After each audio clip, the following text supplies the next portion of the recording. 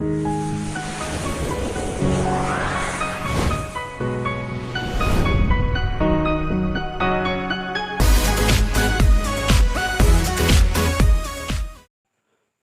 Class में बहुत बहुत स्वागत है मेरे दोस्त।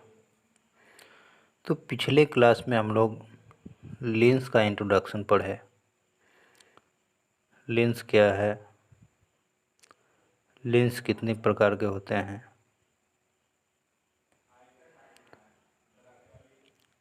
उसके बाद आज की क्लास में हम लोग लेंस से संबंधित कुछ महत्वपूर्ण परिभाषाएं के बारे में जानकारी लेंगे। जैसे लेंस से संबंधित कुछ महत्वपूर्ण परिभाषाएं निम्नलिखित है। तो पॉइंट बाय पॉइंट हम लोग इस परिभाषा को विशेष अध्ययन करेंगे। तो चलिए, सबसे पहला पॉइंट है वक्रता केंद्र।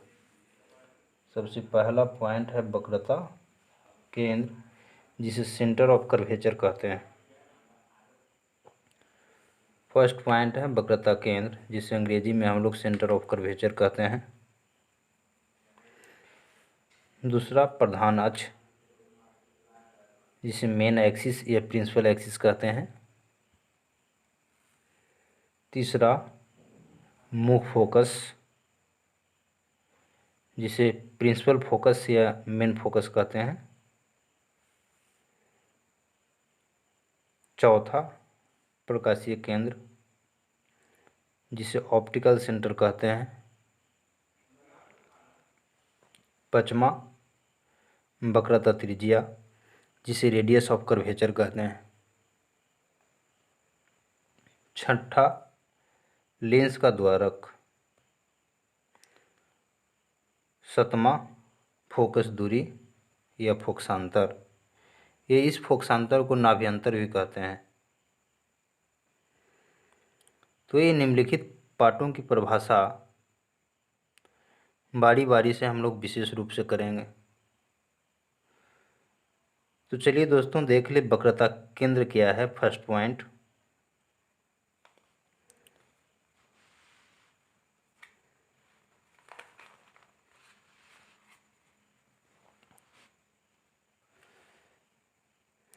तो चलिए फर्स्ट पॉइंट वक्रता केंद्र। तो वक्रता केंद्र में कहा जाता है कि लेंस जिस गोले का भाग होता है, लेंस जिस गोले का भाग होता है उस गोले के केंद्र को लेंस का वक्रता केंद्र कहा जाता है। फिर से एक बार डिफिनेशन देख लिया जाए, उसके बाद डायग्राम से हम लोग समझेंगे। लेंस जिस गोले का भाग होता है उस गोले के केंद्र को लेंस का वक्रता केंद्र कहते हैं। अब डायग्राम से समझें। हमने एक गोला बनाया, इस गोले से कटिंग होकर वक्रता केंद्र का निर्माण हुआ। जैसे ये रहा गोला,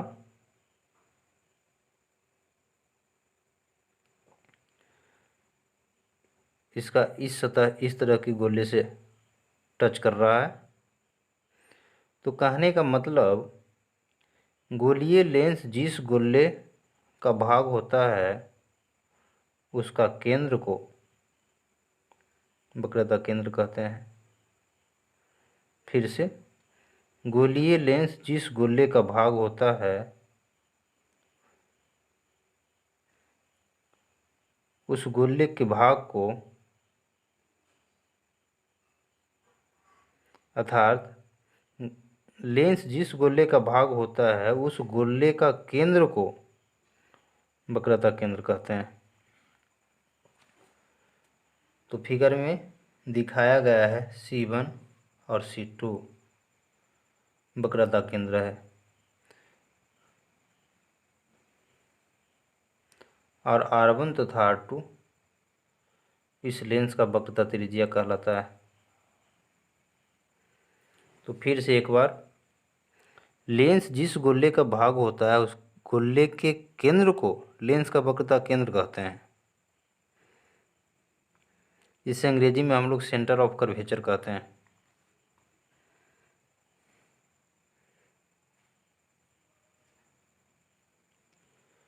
तो लेंस में दो वक्रता केंद्र होते हैं। लेंस में दो वक्रता केंद्र होते हैं। तो चलिए अगला पॉइंट,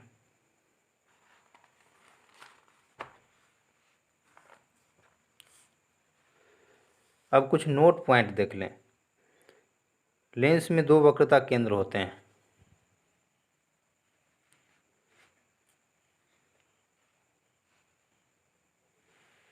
दूसरा, चित्र में हम लोग देखे हैं कि C1 और C2 दो वक्रता केंद्र है। तो अध्ययन की सुविधा के लिए वक्रता केंद्र के बाद हम लोग वक्रता त्रिज्या के बारे में अध्ययन करेंगे, जो कि 5वां पॉइंट है, वक्रता त्रिज्या। इसे अंग्रेजी में रेडियस ऑफ कर्वेचर कहते हैं। तो इसका डिफिनेशन ये शो करता है कि लेंस जिस गोलीय पृष्ठ का भाग होता है, लेंस जिस गोलीय पृष्ठ का भाग होता है उसकी त्रिज्या को लेंस की वक्रता त्रिज्या कहते हैं। फिर से, लेंस जिस गोलीय पृष्ठ का भाग होता है उसकी त्रिज्या को वक्रता त्रिज्या कहते हैं। अतः चित्र में हम लोग देखें कि R1 और R2 दो वक्रता त्रिज्या है। अतः कह सकते हैं कि लेंस में दो वक्रता त्रिज्या होता है। अब आइए दूसरा पॉइंट, प्रधान अक्ष।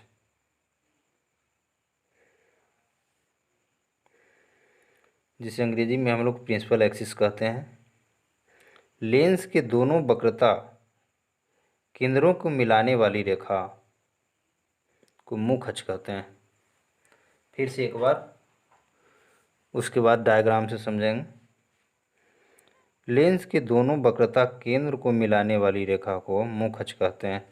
जैसे देखिए इस डायग्राम में C1 वक्रता केंद्र है और इधर C2 वक्रता केंद्र है। अभी C1 और C2 दोनों को मिलाने वाली जो रेखा है ए, जिसे कह सकते हैं C1OC2, तो C1OC2 पूरा प्रधान अक्ष है। इस तरह से उत्तर लेंस में भी देखें, C1 और C2 दोनों वक्रता केंद्र को मिलाने वाली रेखा प्रधान अक्ष या मुख्य अक्ष कहलाता है। तो कह सकते हैं कि इस चित्र में C1OC2 प्रधान अक्ष है।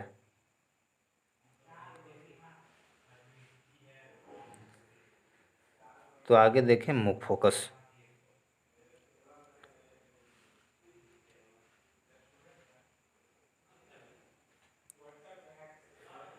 मुख्य फोकस,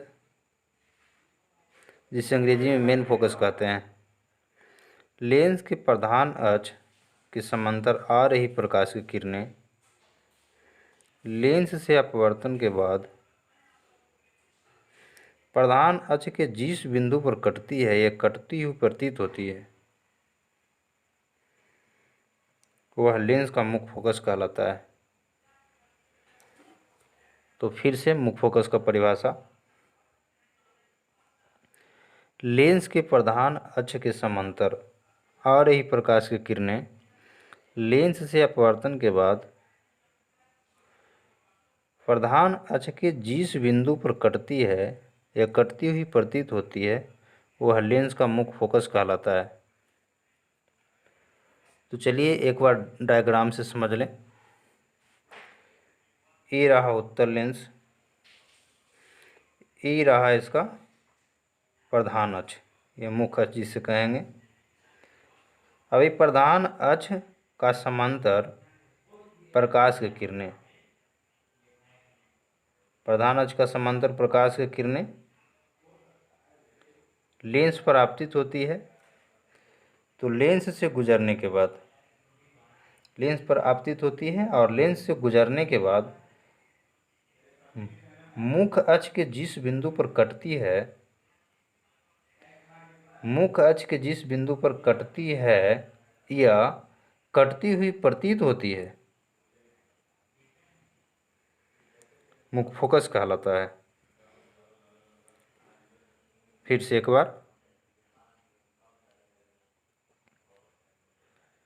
लेंस के प्रधान अक्ष की समांतर आपतित किरण, जैसे देखिए इसमें लेंस की प्रधान अक्ष के समांतर किरण आया है, तो लेंस के प्रधान अक्ष की समांतर किरण लेंस से गुजरने के बाद, लेंस से गुजरा और गुजरने के बाद मुख्य अक्ष के जिस बिंदु पर कटती है या कटती हुई मालूम पड़ता है, मुख्य फोकस कहलाता है।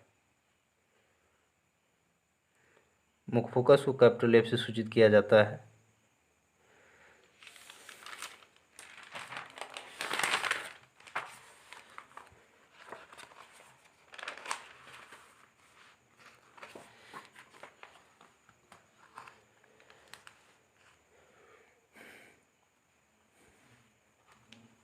तो अगला पॉइंट, प्रकाशीय केंद्र, जिसे ऑप्टिकल सेंटर कहते हैं। तो लेंस के अंदर मुख्य अक्ष पर स्थित वह बिंदु, फिर से, लेंस के अंदर मुख्य अक्ष पर स्थित वह बिंदु जिससे होकर प्रकाश की किरणें लेंस के प्रथम पृष्ठ के अपवर्तन के बाद दूसरे पृष्ठ से निर्गत हो जाती है, प्रकाश का केंद्र कहलाता, प्रकाशीय केंद्र कहलाता है।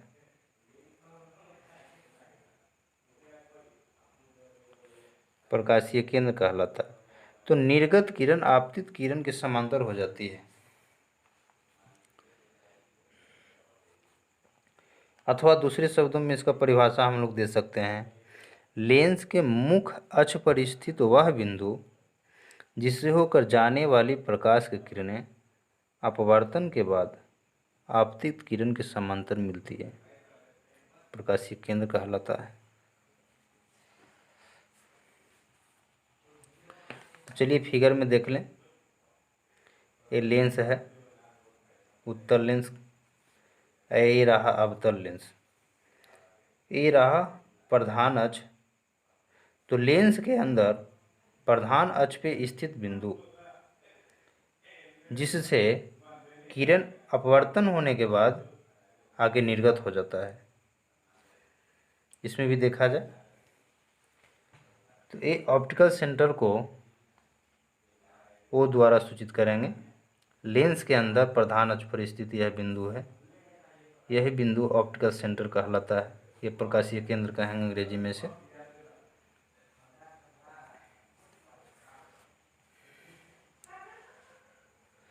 अब अगला पॉइंट, लेंस का द्वारक। लेंस के वृत्तीय परिधि के व्यास को लेंस का द्वारक कहते हैं। लेंस की वृत्तीय परिधि के व्यास को लेंस का द्वारक कहा जाता है, अथवा दूसरे शब्दों में कह सकते हैं इसका परिभाषा, लेंस का उस क्षेत्रफल का प्रभावी व्यास, फिर से एक बार, लेंस का उस क्षेत्रफल का प्रभावी व्यास जिसमें से होकर प्रकाश पारगमिक होता है, लेंस का द्वारक कहलाता है।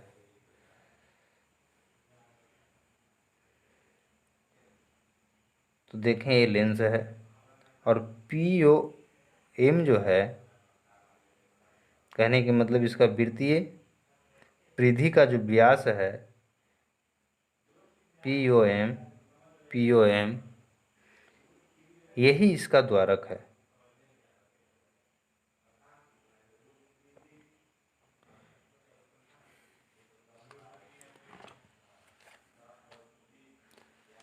अब पढ़ेंगे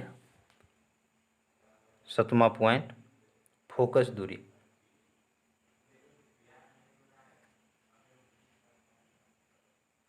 7वां पॉइंट फोकस दूरी, जिसे अंग्रेजी में फोकल लेंथ बोलते हैं। तो लेंस के प्रकाशीय केंद्र और मुख्य फोकस के बीच की दूरी को फोकस दूरी कहते हैं। लेंस के प्रकाशीय केंद्र और मुख्य फोकस के बीच की दूरी को फोकस दूरी कहा जाता है। तो चलिए डायग्राम से समझ लें, फिगर से।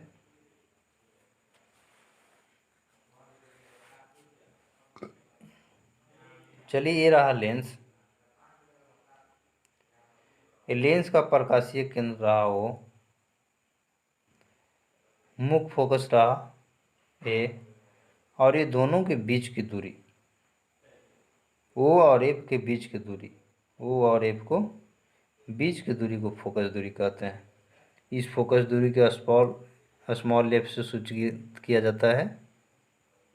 फिर इसमें देख लें, ये रहा प्रकाशीय केंद्र, ये रहा मुख्य फोकस, ये दोनों के बीच की दूरी को मुख्य फोकस और प्रकाशीय केंद्र के बीच की दूरी को फोकस दूरी कहते हैं।